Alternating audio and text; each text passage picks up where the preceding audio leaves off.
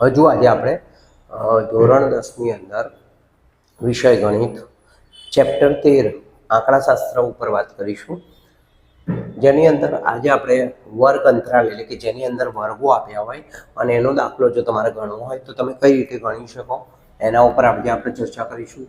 તો અહીં તમારી પાસે વર્ગ અંતરાલ આપેલા છે, જેમાં તમે જોઈ શકો છો કે 15-15ની વર્ગ લંબાઈ છે. તો પહેલાં આપણે વર્ગ અંતરાલ અહીંયા આપણે લખી દેવાના વર્ગ અંતરાલ. એના પછી તમને આપેલી છે વિદ્યાર્થીઓની સંખ્યા. તો વિદ્યાર્થીઓની સંખ્યાને આપણે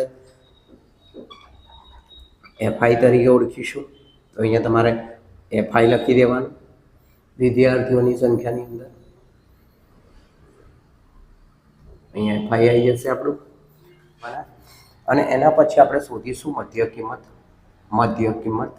કેમ કે અહીંયા દાખલામાં તમને એક્સઆઈ આપેલા છે નહીં, તો આપણે જે મધ્ય કિંમત છે એ એક્સઆઈ થશે. અને એ મધ્ય કિંમત શોધાઈ ગયા પછી મધ્ય કિંમત તમારે આ રીતે શોધવાની રહેશે. વર્ગની મધ્ય કિંમત એટલે કે તે વર્ગની ઉર્ધ્વસીમા એટલે કે સમજી લો કે આ આપણો આ વર્ગ છે. સમજી લો કે પહેલો આપણો વર્ગ છે 10 થી 25. તો આની અંદર ઉર્ધ્વસીમા અને અધોસીમા એટલે કે મોટી સીમા અને નાની સીમા, નીચલી સીમા અને ઉપલી સીમા એટલે કે 10 + 25 એટલે કે અહીંયા 10 + 25 કરીશું તો 35 આપશે. અને 35/2 જો આપણે કરીશું તો અહીંયા આપણી પાસે વિદ્યાર્થીઓની સંખ્યામાં 2 આપેલા છે અને અહીંયા પણ આપણી પાસે આવશે 35/2 તો 17.5 આવશે. તો આ રીતે તમે એનું કરી શકો. અને છેલ્લા કોલમમાં આપણે દર વખતે જે કરીએ છીએ કે એફઆઈ અને એક્સઆઈનો ગુણાકાર કરીશું. જે પહેલાં આપણે ઉદાહરણ છે એની અંદર આપણે જોયેલું છે કે એફઆઈ એક્સઆઈનો આપણે ગુણાકાર કરે છે. તો 17.5 ગુણ્યા આપણે 2 કરીશું તો અહીંયા તમારી પાસે જવાબ તમને મળશે 35. તો આ રીતે તમે આખો દાખલો ગણી શકો છો. એના પછી આપણે જોઈશું તો બીજો તમારો વર્ગ છે 25 થી 40 છે. એના પછીનો તમારો વર્ગ છે 40 થી 55 છે. તો અહીંયા તમે જોઈ શકો છો કે 15-15ની તમારી વર્ગ લંબાઈ છે, 55 થી 70 છે, 70 થી 85 છે અને છેલ્લો તમારો જે વર્ગ છે એ છે 85 થી 100. તો આ રીતે તમે આનું કુલ જે ટોટલ કહી શકાય એ કુલ ટોટલ આ રીતે કરી શકો છો. અને અહીંયા આપણે કુલ ટોટલ કરીશું. આની સામે અહીંયા આપણે કુલ લખીશું. અહીંયા તમને આપેલા છે 3 આપેલા છે. અહીંયા આપણી પાસે 7 છે, અહીંયા 6 છે, એના પછી પણ 6 છે અને એના પછી પણ 6 છે. તો 6 તરી 18, 18 ને 7 25, 25 ને 3 28 ને 2 આપણે થશે 30. તો અહીંયા આપણે સિગ્મા એફઆઈ જે આપણને છે એ આપણને મળી ગયું 30. હવે અહીંયા આપણે દર વખતે જે કીધું છે કે જો અહીંયા તમે તો અહીંયા આપણે 25 + 40 તો 65 થશે અને 65 જો આપણે 2 કરીશું તો એ આપણને મળશે 32.5. તો આ રીતે તમે એમાં 15 પણ ઉમેરી શકો છો. તો ભાઈ એ જ તમારો આન્સર આવશે. જેમ કે અહીંયા 32.5 છે ને આપણે 15 અંદર ઉમેરીશું તો અહીંયા આપણી પાસે 47.5 આવશે. અને એની અંદર આપણે બીજા 15 ઉમેરીશું તો 62.5 આવશે. બીજા આપણે એની અંદર 15 ઉમેરીશું તો 67, 77.5 આવશે આપણી પાસે. અને લાસ્ટ જો આપણે વાત કરીશું તો છેલ્લામાં આપણી પાસે જે આન્સર આવશે એ 92.5 આવશે. તો આ રીતે તમને મળશે. હવે તમે જોઈશું તો 40 + 55 તો આપણે આનું ટોટલ છે 95 આવશે. 95 ને તમે 2 વડે ભાગશો એટલે કે 90 ને 2 વડે ભાગશો તો 45 ને બીજા 5 બચ્યા એને 2 વડે ભાગશો તો 2.5 આવશે. તો 45 ને 2 47 અને પેલા 0.5 એટલે 47.5. 55 પ્લસ તમે 70 કરશો તો એ તમારો આન્સર જે છે 125 આવશે. ને 125 ને જો તમે 2 વડે ભાગશો તો એ 62.5 આવશે. જેમ કે 62.5 ગુણ્યા તમે જો 2 કરશો તો 62 ને 62 124 થશે.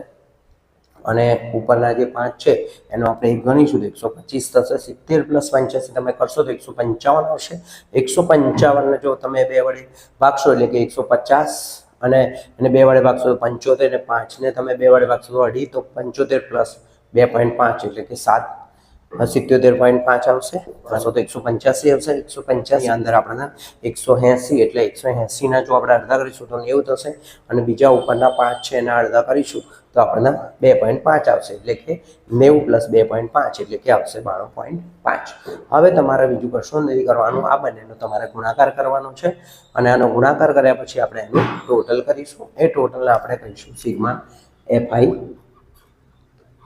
એક્સઆઈ.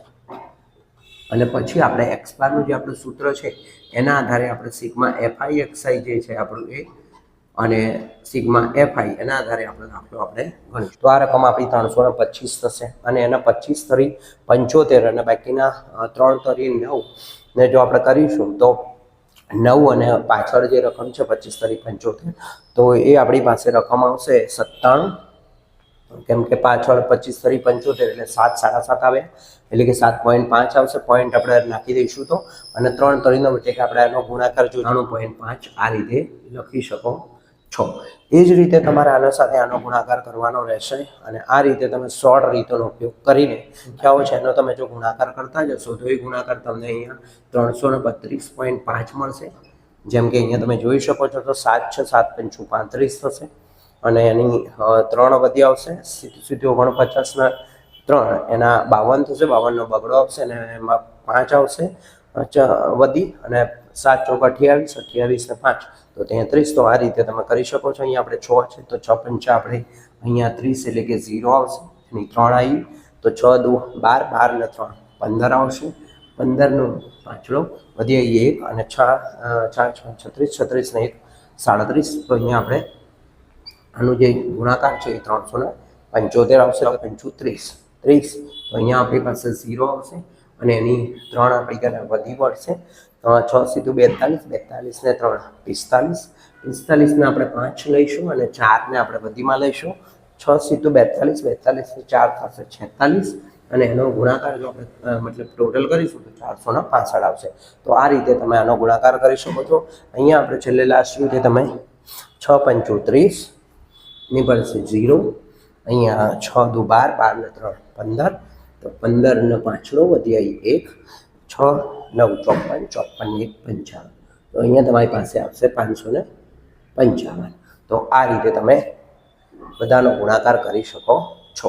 હવે તમારા બધાનું છે એનું ટોટલ આપણે કરીશું અને જો ટોટલ કરીશું અને ટોટલ કર્યા પછી આપણે એને 30 વડે અહીંયા સૂત્રમાં ભાગીશું તો આપણને આન્સર આપણો x બારનો પડી જશે. તો એનું જે ટોટલ છે 1860 આવશે. બરોબર છે, જોઈ લો તમારો કેટલાનો આન્સર સાચો છે, ચેક કરો.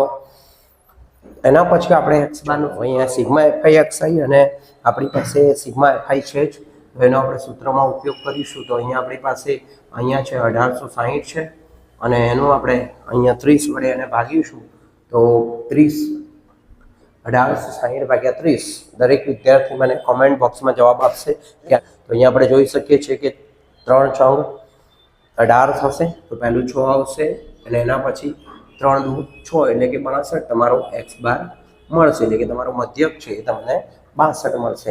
તો જો કોમેન્ટ બોક્સમાં કેટલા વિદ્યાર્થીઓએ આન્સર આપેલો છે તો લગભગ બધાનો જવાબ સાચો છે. વિડીયો ગમ્યો હોય તો એને લાઇક કરો, શેર કરો, સબસ્ક્રાઈબ કરો જેથી કરીને મારા આવનારા તમામ વિડીયો તમને મળતા રહે.